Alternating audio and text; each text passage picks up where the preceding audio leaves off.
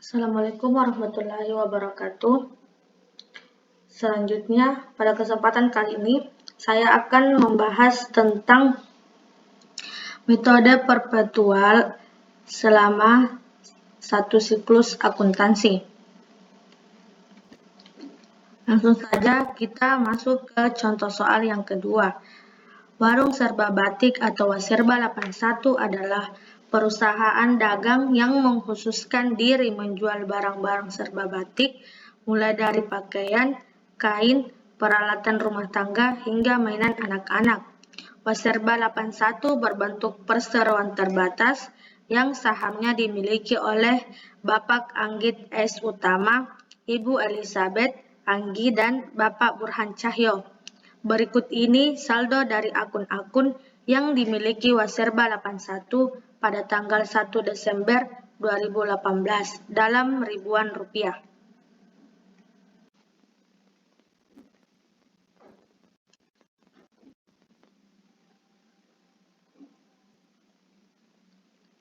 Di sini di dalam neraca saldo, bagian debit dan kredit harus seimbang.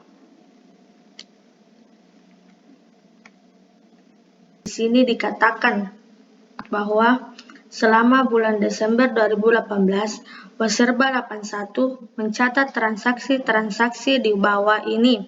Perusahaan menggunakan metode perpetual untuk mencatat transaksi terkait barang dagangan. Pada tanggal 1 Desember 2018, membayar sewa toko bulan Desember sebesar 2.400. Jurnalnya yaitu beban sewa kantor bertambah di debit sebesar 2.400 dan kas di Bank BNI berkurang di kredit sebesar 2.400.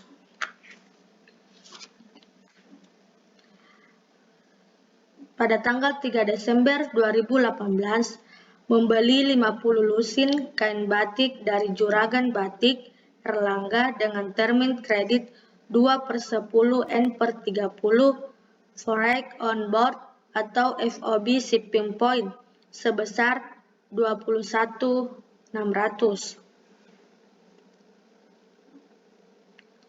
Jurnalnya yaitu persediaan barang dagangan bertambah di debit sebesar 21.600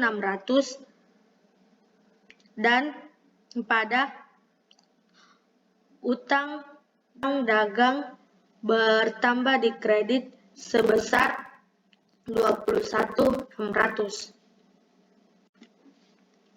Selanjutnya, pada tanggal 4 Desember 2018, membayar ongkos kirim pembelian kain batik pada tanggal 3 Desember sebesar 500.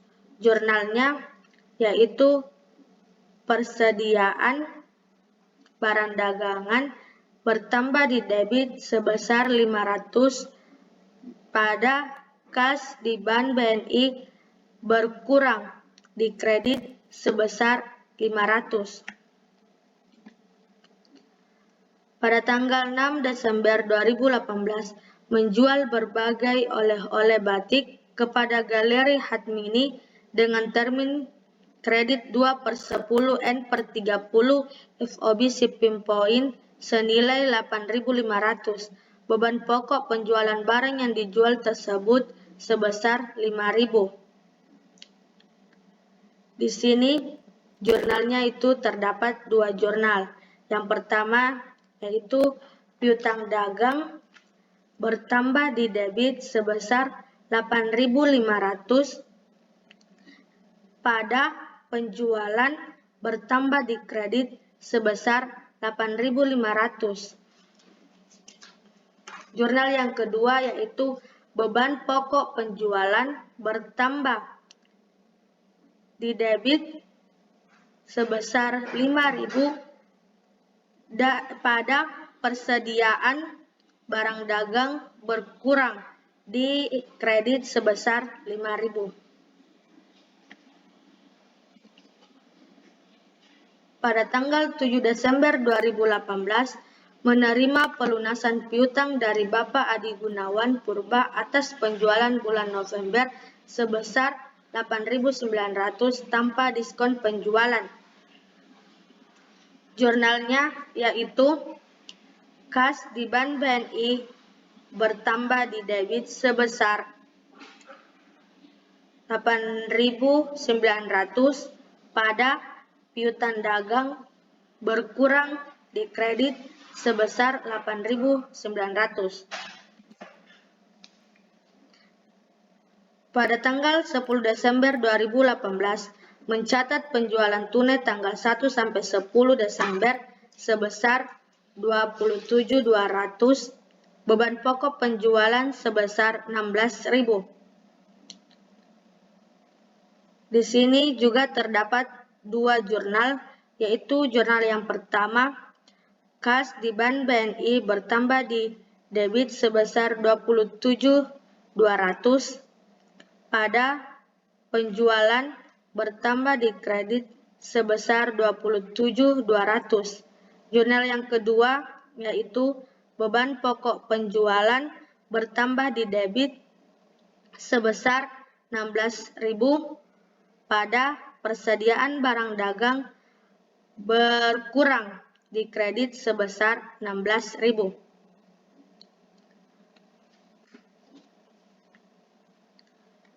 Pada tanggal 12 Desember 2018 melunasi utang pembelian barang tanggal 3 Desember. Jurnalnya yaitu utang dagang berkurang di debit sebesar 21.600, kas berkurang di kredit sebesar 21.168, dan persediaan berkurang di kredit sebesar 432. 14 Desember 2018 Galeri Hatmini meretur beberapa barang yang dibeli tanggal 6 Desember seharga 1.500. Beban pokok penjualan barang yang diretur sebesar 900. Jurnalnya yaitu ada dua. Yang pertama, retur penjualan bertambah di debit sebesar 1.500 pada piutang dagang berkurang di kredit sebesar 1.500. Jurnal yang kedua yaitu persediaan barang dagang bertambah di debit sebesar 900 dan pada beban pokok penjualan berkurang di kredit sebesar 900.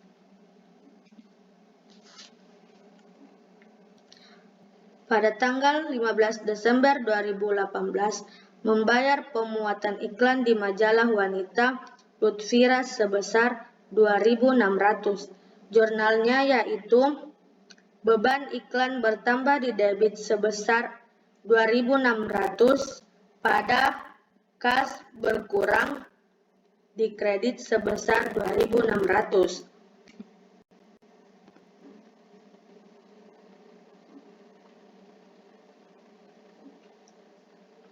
Pada tanggal 16 Desember 2018 menerima pelunasan piutang Galeri Hatmini. Jurnalnya yaitu kas bertambah di debit sebesar 6.860, diskon penjualan bertambah di debit sebesar 140 pada piutang dagang berkurang di kredit sebesar 7.000. Pada tanggal 19 Desember 2018 membeli barang dagangan secara tunai sebesar 11.800. Jurnalnya yaitu persediaan barang dagang bertambah di debit sebesar 11.800.000 pada kas di Bank BNI sebesar 11.800.000. Pada tanggal 19 Desember 2018 melunasi utang pembelian barang kepada Ibu Arista sebesar 9.000 tanpa mendapat diskon. Jurnalnya yaitu utang dagang berkurang di debit sebesar 9.000 pada kas di Bank BNI berkurang sebesar 9.000. Selanjutnya pada tanggal 20 Desember 2019 menjual kain batik kepada Konstantia dengan termin kredit 1/10 N/30 FOB shipping point senilai 26.000, beban pokok penjualan sebesar 13.200. Jurnalnya yaitu ada dua. Yang pertama, piutang dagang bertambah di debit sebesar 26.000 pada penjualan bertambah di kredit sebesar 26.000. Jurnal yang kedua yaitu beban pokok penjualan bertambah di debit sebesar 13.200 pada persediaan barang dagang berkurang di kredit sebesar 13.200. Pada tanggal 21 Desember 2018, untuk membantu pelanggan, Waserba 81 menalangi terlebih dahulu ongkos kirim pembelian butik Konstantia pada tanggal 20 Desember sebesar 1.100. Melalui jasa kurir TIK, ongkos ini akan ditagihkan sebagai piutang.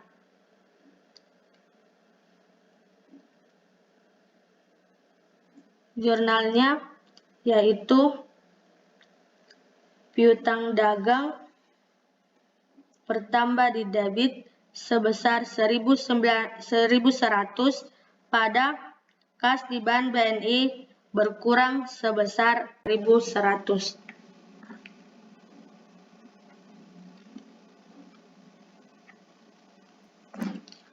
Pada tanggal 21 Desember 2018 menerima pelunasan piutang dari Bapak Diki Nurdiansyah atas penjualan bulan November sebesar 17.600 tanpa diskon penjualan. Jurnalnya yaitu piutang dagang, kas bertambah di debit sebesar 17.600 pada piutang dagang berkurang di kredit sebesar 17.600. Pada tanggal 21 Desember 2018 membeli 40 lusin kemeja batik anak-anak dari penjahit Basita dengan termin kredit 1/10 N/30 FOB destination sebesar 20.000. Jurnalnya yaitu persediaan barang dagang bertambah di debit sebesar 20.000 pada utang dagang bertambah di kredit sebesar 20.000. Pada tanggal 24 Desember 2018 meretur 4 lusin dari kemeja batik yang dibeli tanggal 21 Desember dari penjahit Basita karena terdapat cacat produksi. Jurnalnya yaitu utang dagang berkurang di debit sebesar 2.000 pada persediaan barang dagang berkurang di kredit sebesar 2.000. Pada tanggal 26 Desember 2018 menerima retur barang dari Ibu Eveline, pembeli Ritter yang sudah membayar tunai sebesar 1.200, beban pokok penjualan dari barang yang diretur sebesar 700. Pada jurnalnya yaitu terdapat dua. Yang jurnal pertama yaitu retur penjualan bertambah di debit sebesar 1.200 dan pada kas di Bank BNI berkurang di kredit sebesar 1.200. Jurnal yang kedua, persediaan barang dagang bertambah di debit sebesar 700.000 pada beban pokok penjualan berkurang di kredit sebesar 700.000. Pada tanggal 28 Desember 2018, membayar gaji Desember staf penjualan 7.600 dan staf administrasi sebesar 4.800. Jurnalnya yaitu beban gaji penjualan bertambah di debit sebesar 7.600 dan beban gaji administrasi bertambah di debit sebesar 4.800 pada kas di Bank BNI sebesar 12.400. 12.400 ini didapatkan dari hasil jumlahan antara 7.600 dengan 4.800. Pada tanggal 29 Desember 2018, membeli perlengkapan toko, kantong pembungkus, kertas truk, label sebesar 800.000. Jurnalnya yaitu perlengkapan toko bertambah di debit sebesar 800.000, kas di Bank BNI berkurang di kredit sebesar 800.000. Tanggal 30 Desember 2018, menjual kemeja batik anak-anak kepada SD Andika Panusatya dengan termin kredit 2/10 N/30 FOB shipping point senilai 18.750. Beban pokok penjualan sebesar 11.250.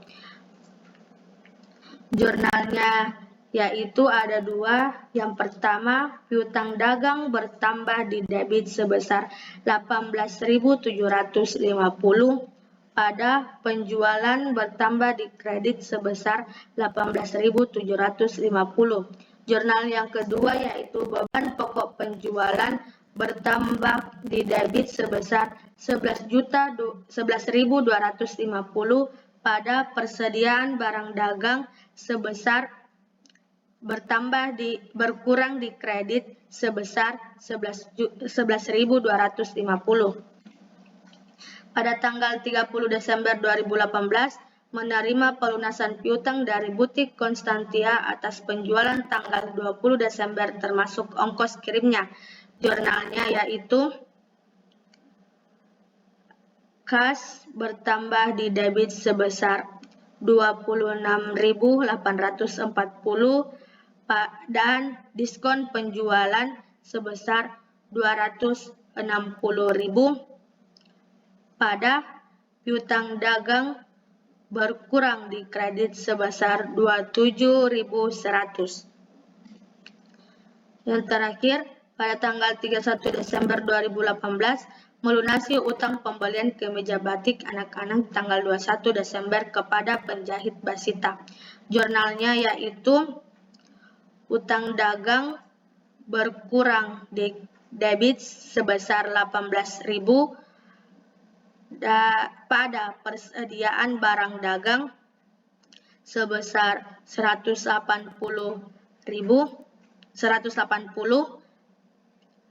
pada kas di Bank BNI sebesar 17.820.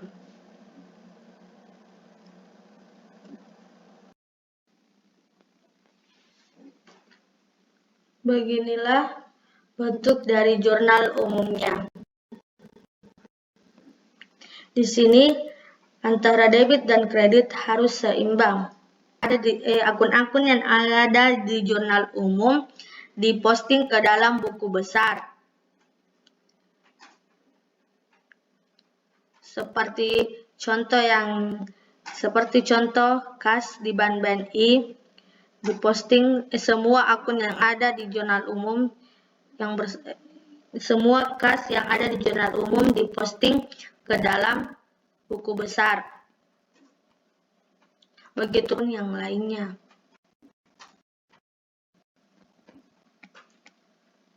Selanjutnya,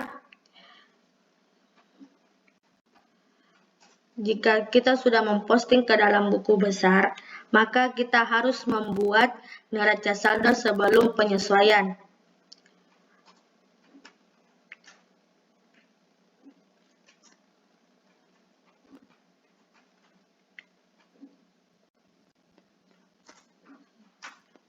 Seperti yang Anda lihat pada layar.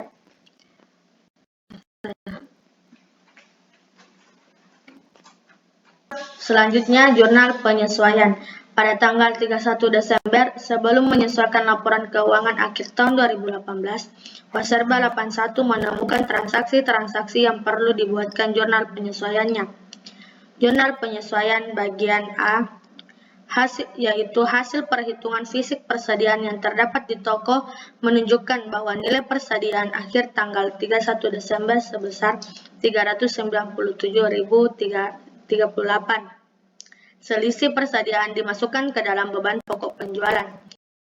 Cara perhitungannya yaitu dengan mengurangkan persediaan awal pada neraca saldo sebelum penyesuaian dikurangi dengan persediaan akhir seperti tertulis dalam soal.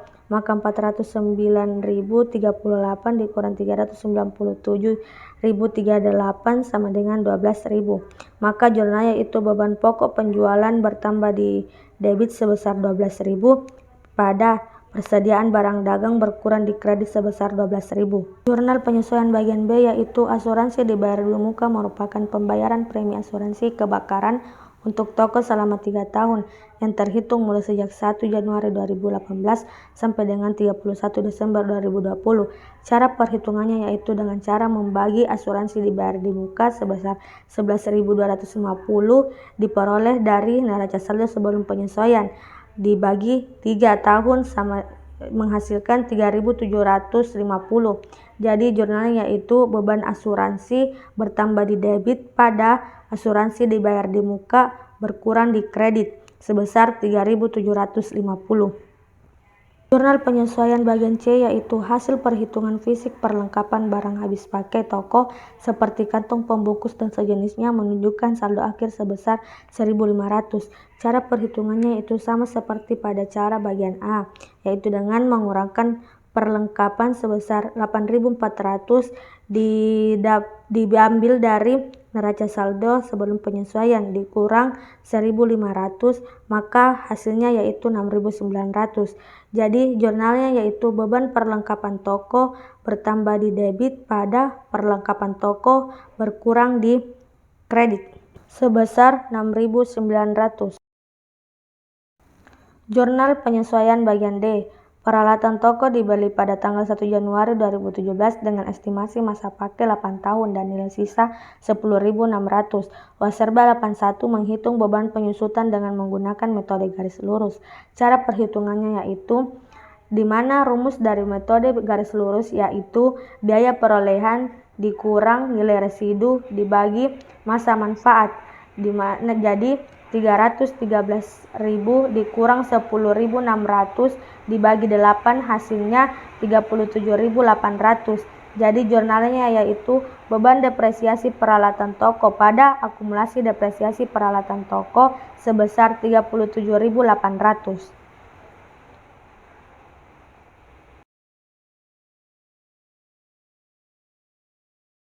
Jurnal penyesuaian bagian E yaitu peralatan kantor dibeli pada tanggal 1 September 2016 dengan estimasi masa pakai 4 tahun tanpa nilai sisa.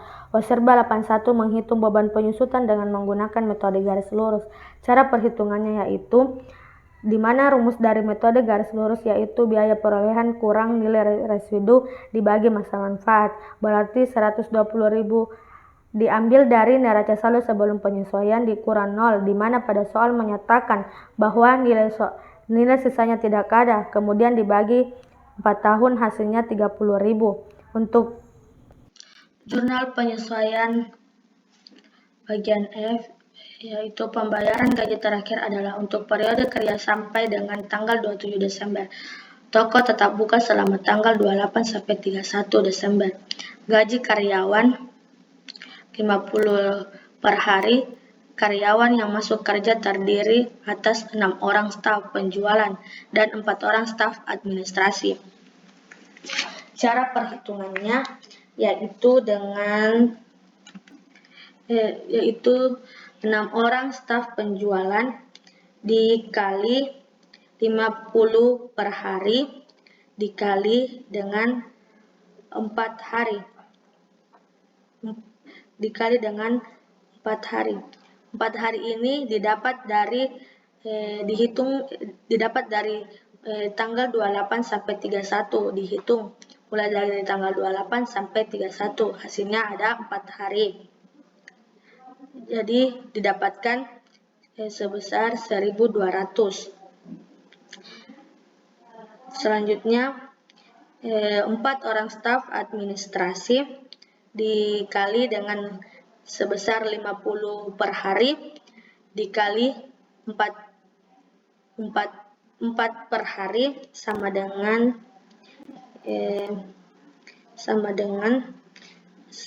didapatkan sebesar 800.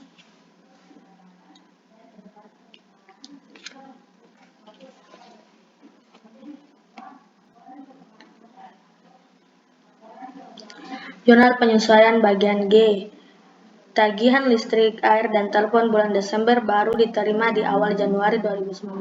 Total tagihan sebesar 1.820 dan dialokasikan 75% untuk pemakaian toko, 25% untuk pemakaian kantor.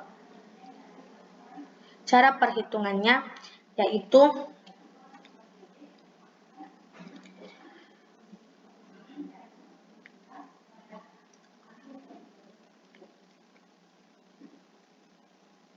Rp1.820 dikali dengan 75%, hasilnya yaitu 1.365. Sedangkan untuk mencari beban listrik, air, telepon dengan cara 1.820 dikali dengan 25%, hasilnya sama dengan 455.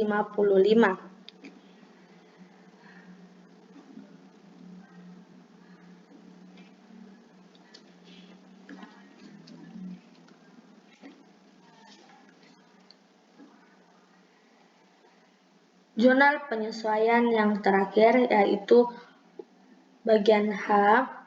Hutang bank adalah pinjaman dari Bank BNI untuk modal kerja dengan bunga 9% per tahun selama 2 tahun. Pinjaman cair pada tanggal 1 Agustus 2018. Cicilan pokok dan bunga dibayar setahun sekali.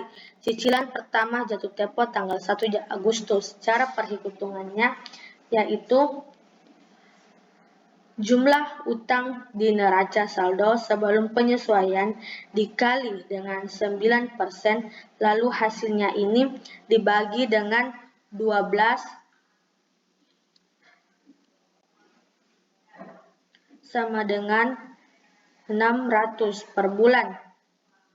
Sedangkan 1 Agustus sampai 1 September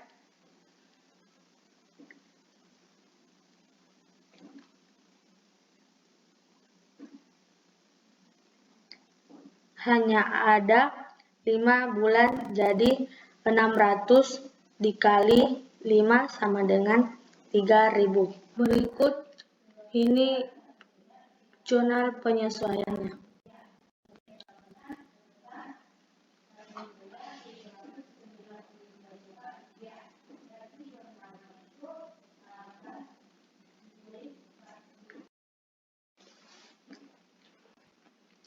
Sama seperti buku besar yang ada di jurnal umum, di sini juga jurnal penyesuaian sama seperti di buku besar di jurnal umum dengan jurnal penyesuaian, di mana semua akun yang ada di penyesuaian diposting ke buku besar. Begitupun dengan akun-akun yang lainnya. Selanjutnya, Jika kita sudah memposting ke buku besar, kita buatkan neraca saldo setelah penyesuaian. Berikut ini neraca saldo setelah penyesuaian pada Waserba 81. Di sini di mana antara debit dan kredit harus seimbang.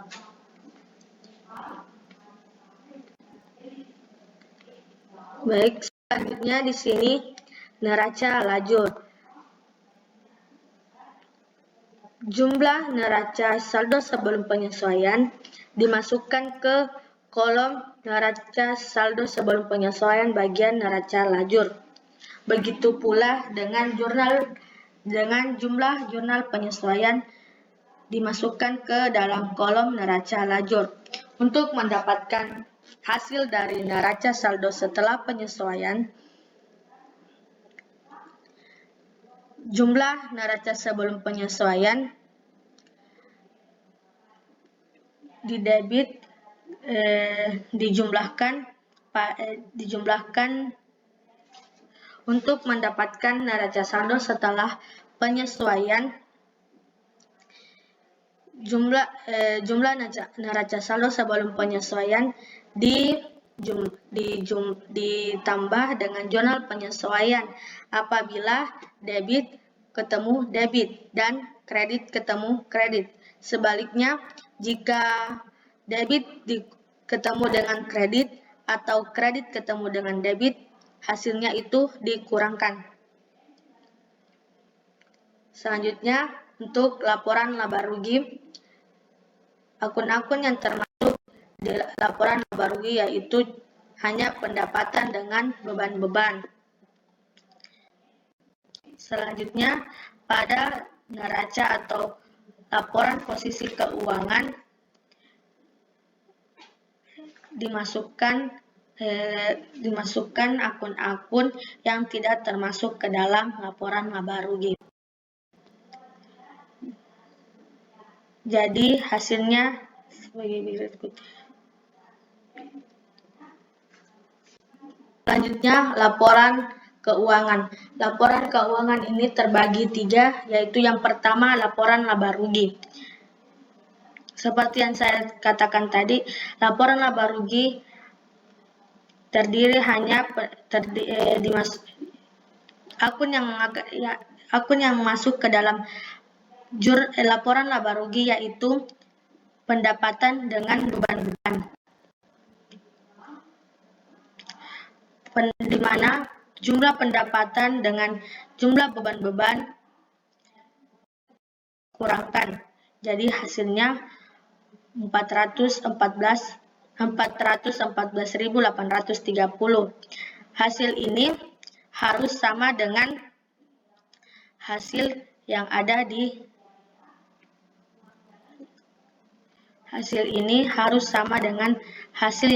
di neraca lajur. Jadi laba bersihnya yaitu sebesar 414.830.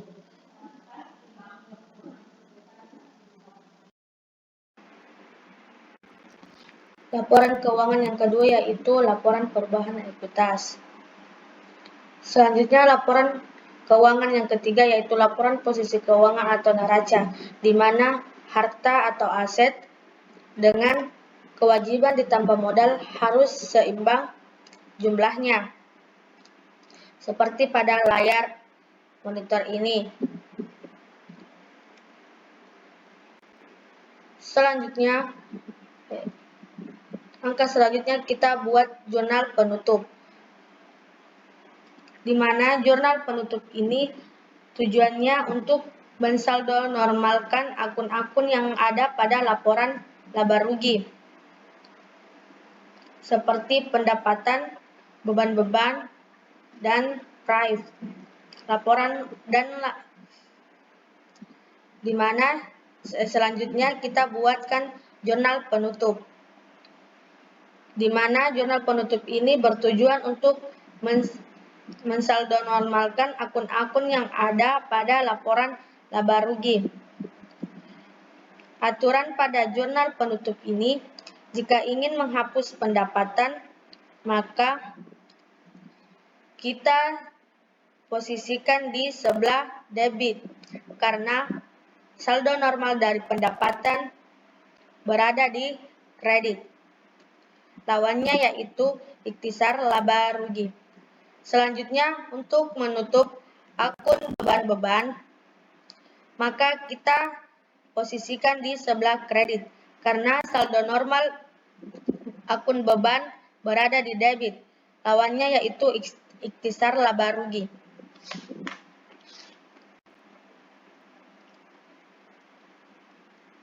Yang ketiga, saat menghapus laba rugi, pada saat perusahaan mengalami keuntungan, maka jurnal penutup dari perusahaan ini adalah ikhtisar laba rugi berada di posisi debit, lawannya adalah modal di posisi kredit. Kemudian, saat perusahaan menderita kerugian, maka jurnal penutupan ini modal berada di sebelah debit, lawannya adalah ikhtisar laba rugi berada di posisi kredit. Yang keempat, untuk menghapus akun price, jurnal penutup price ini ditempatkan pada posisi kredit, lawannya adalah modal berada di posisi debit.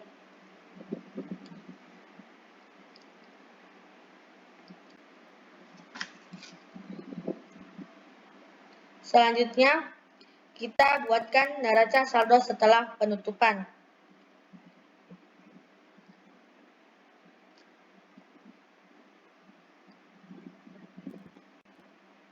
Seperti ini bentuknya. Dan yang terakhir yaitu jurnal pembalik.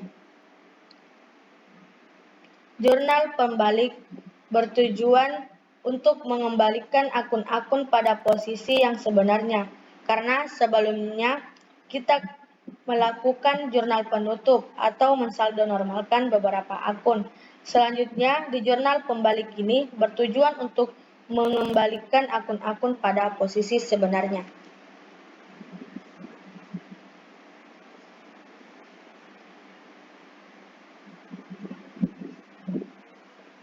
Sekian dari saya. Wabillahi taufiq wal hidayah. Wassalamualaikum warahmatullahi wabarakatuh.